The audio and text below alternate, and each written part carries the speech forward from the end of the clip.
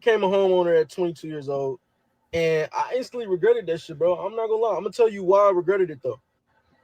So I ended up putting 78,000 down on my house, right? And once you get your house, right, you become house poor.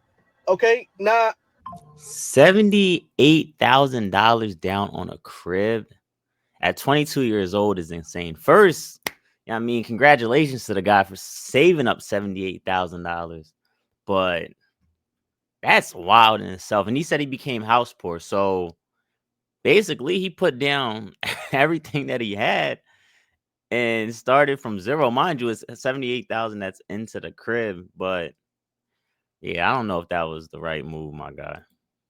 everybody's not gonna be house poor. I was house poor. I'm just speaking from my experience, bro. I'm young as shit, buying a house. I'm house poor at this point. I'm like, damn. You know what I'm saying? I did not really gauge all the maintenance that it took to take care of a house. On top of that, I had to put work into the house. They sold us the house, right? Sold the house with mold in it. How did I not know it was mold in it? Did you not get an inspector? Yeah, I had an inspector. This what these dirty, nasty, gritty people did. Scantless, right?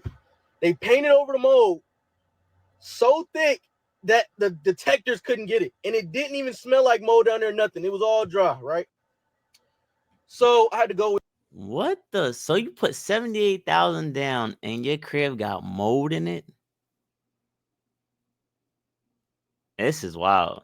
See, I ain't gonna lie. They be saying business is even more ruthless than the streets. And reasons like this, it would make somebody crash out. Imagine you put your life savings, which, like I said, he's 22, so he got time. But imagine you put 78,000 down on something and they got you. So now you gotta put even more money into it when you just put your last into getting the crib. I'll be ready to crash out. in, get the walls chopped out, get get the house waterproof, whatever that came up to. So this is just more stuff you got to come out of. But all in all, I would say that I really regretted it once I figured out how much the maintenance was, bro, and like how often you gotta do certain things. And obviously, it makes it a little sweeter that it's your shit and it's an investment. But for me personally, I just was not ready for that. Now the house is I'm glad he's admitting that he wasn't ready. And my thing is, where's your mentors? Where's the older people in your life to help guide you through these decisions? Now, I know people watching this video might be like, oh, who are you to speak on that? Blah, blah, blah. I bought a house. So let's get that clear. I'm able to speak on it. I can tell you off of experience, I bought a house. And I lost over $20,000 on my house. I ended up selling it. It was a remodeling thing. So like I bought it, put probably like 15,000 into it. Literally carpeted. It was 3 floors, carpeted the whole thing, moved people in. I did the whole nine, painted the whole crib, fixed the cabinets, new sink in the bathroom. So I did it. I did it. So I can speak off of experience. But I will say for this guy, he should have had a mentor. I did have somebody that was helping me out as well. And the way I would go about it now is totally different. But I want to finish this video and then break down exactly how I plan on moving when I buy my next house and just talk about it a little bit. So let's finish this and then get into it. about to sell. I actually don't know what I'm gonna do with the cash that I do get from the house. Obviously, I might invest in another property. I think that's where my head's at. But just something to like rent out or something. You know what I'm saying? Not to live in. I can't do it. I'd rather live in an apartment. I'm gonna be honest. You can call me crazy all you want, but I just feel like at this point in my life, I should be living in an apartment, bro. A house is a lot. It's a lot. And I tell people this all the time. You should be renting out an apartment and not living in a house. I tell people that all the time because the mobility factor and also you save way more money. And let me talk, let's break this down. So, first and foremost, I don't think anybody should own a home that they live in outright. And the reason I say that is because The cost, first off, like he said, maintenance. People don't really think about this when they think about buying a house, but if anything was to happen to that house, you pay for it. You pay for it. So think about, let's say you're buying a house that is $150,000, right? Let's say you put $10,000 down. Now that's $10,000 out your pocket. You're talking about any taxes and any fees from the closing costs. Now you're talking about you move into the house. Let's say there's any water damage. Let's say there's any painting damage. Let's say there's any floor damage. Let's say that the roof might need fixed soon. The concrete outside is messed up. It's not in regulation with what the city wants. Let's talk about lawn and maintenance care. If you have a lawn outside, there's so much factors that you gotta really think about in terms of money that's going to be going out over a period of time, and that's not including the mortgage. So when you sit there and really think about all the costs and things, it's a bill, and it's not even an asset, it's a liability. And so I do not recommend for young people out there to just go and buy a house and live in it. I think it's terrible investment. And like I said, let's deep dive and let's really get into it. So let me pull this up. So here's a calculator for my people out there. Here is a calculator. And this is typically what a normal, let me move this guy out over first off.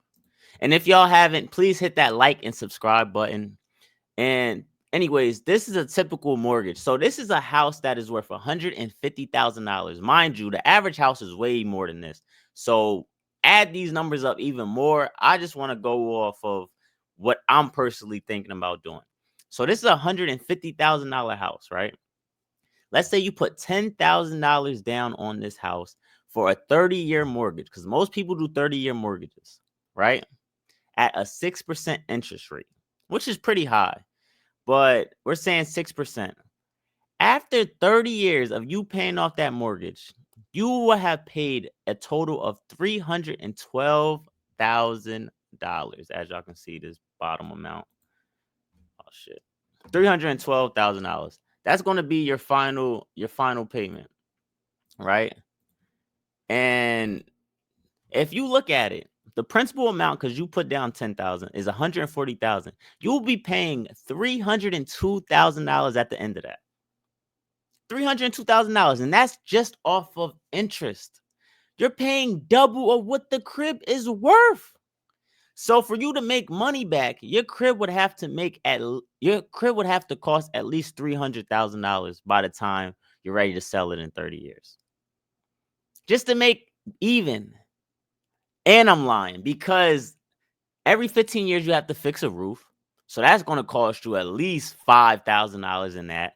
You're going to have to keep up with the lawn. If you're not cutting it yourself, you're going to have to pay somebody every 2 weeks in the summertime to keep up with your lawn.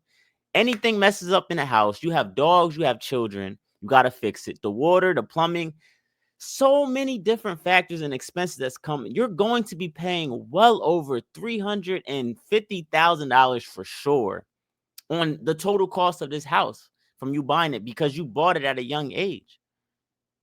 That is not a good investment.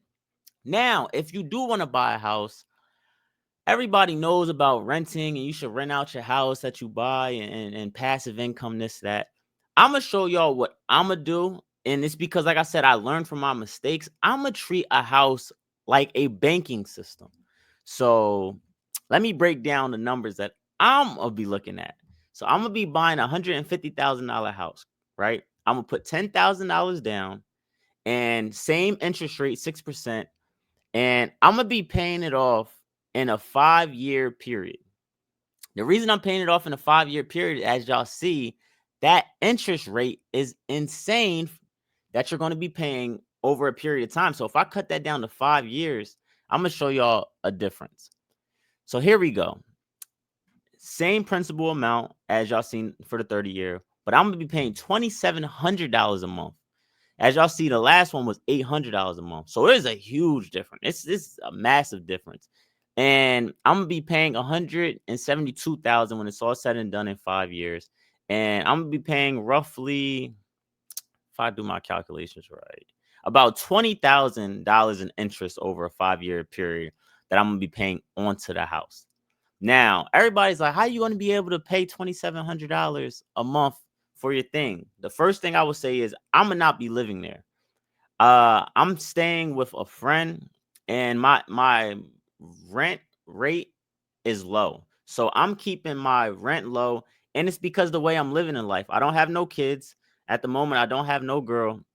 And so I'm able to move around and I'm able to live more below my means, which allows me to put more money toward my investments. So for my people out there that's watching that have kids and wife, yes, you're gonna have to adjust a lot if you're thinking about doing something like this.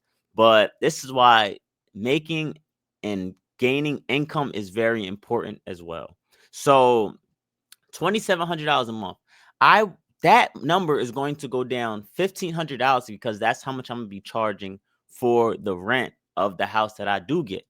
So now I gotta come up personally with $1,200 a month.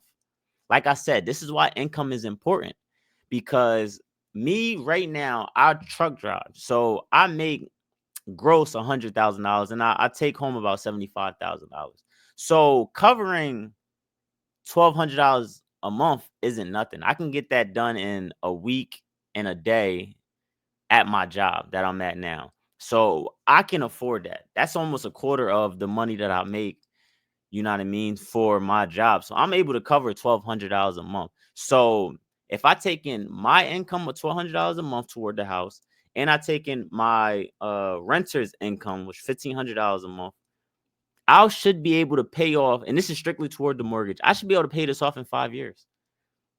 Now, after a five, mind you, my renter is paying about $18,000, I think, toward the rent every year. So now, after a 5 year period of time, and let me do this math. After a 5 year period of time, the renter paid $90,000 toward the mortgage. Let's talk about it. That's $90,000 in 5 years that renter paid toward the mortgage. So now, after it's paid off in 5 years, I will be gaining every 5 years $90,000 just off of this house alone because the renter's in there. And like I said, when I was going to be using it as a banking system, I was saying that because now I'm going to be sitting on a property that's worth $150,000 at least, and I'll be able to take loans out on it, equity, because that's the equity I have in the house, the 150,000. So you can take up to around 80% of what the house is worth. So I'll be able to take roughly about $120,000 of equity out of the house anytime I want to. And so now, like I said, I'm using it as a banking system because let's say I want to buy a car, and I can, instead of taking out a car loan, which is the interest is crazy on that and it takes a period of time, I can go, all right, bet I have a house that has 120,000 equity into it. I'm gonna take out a loan for 20,000 on the house, and I will have my renter be paying off that loan. So now I'm gonna be sitting on a car that's gonna be paid off in a year and like 2 months because my house is paid off already and I just took a loan from it. So now I still own the house outright. I'll still be able to buy assets and other things like that. And I'll have my renter be paying me for the amount of time that I wanted to forever. So that's the benefits of buying a house, is when you do it, like I said, in a more strategic and smart way. But none of this happens if my income isn't right. So I wanted to break down what I'm thinking about and how I'm thinking about moving. I know a lot of people, there's a lot of ways you can do it. A lot of people are like, oh, I want to buy multiple properties and have people rent it out from me. Personally, me, I want to start with this because I feel like this is basic. This is very basic. This is me putting a lot of money a month toward a house, an investment, and having a runner helping me pay it off. It's simple. It's not 16 people living in it. It ain't 5 people I'm worrying about collecting rent from. It's one person I'm worrying about collecting rent from. This is a 5 year period of time, which is a long time at all because the house is worth 150,000. And I should be making $18,000 a year after 5 years on the property. I'll still own a house outright. I'll still have a renter in there, and I'll still be able to do whatever I want to do. I can just let that house, I don't even have to take no equity out of it ever, and just own have $150,000 sitting there whenever I need it. So let me know what you guys think. Do you think it's a bad investment buying a house? Do you think you should be renting? Or do you think I'm just way off on this? Please hit that like and subscribe button if you like these financial and money videos. And we're going to go from there. Like I said, we're trying to grow the channel. Anything counts. And I look forward to talking to y'all in the next video.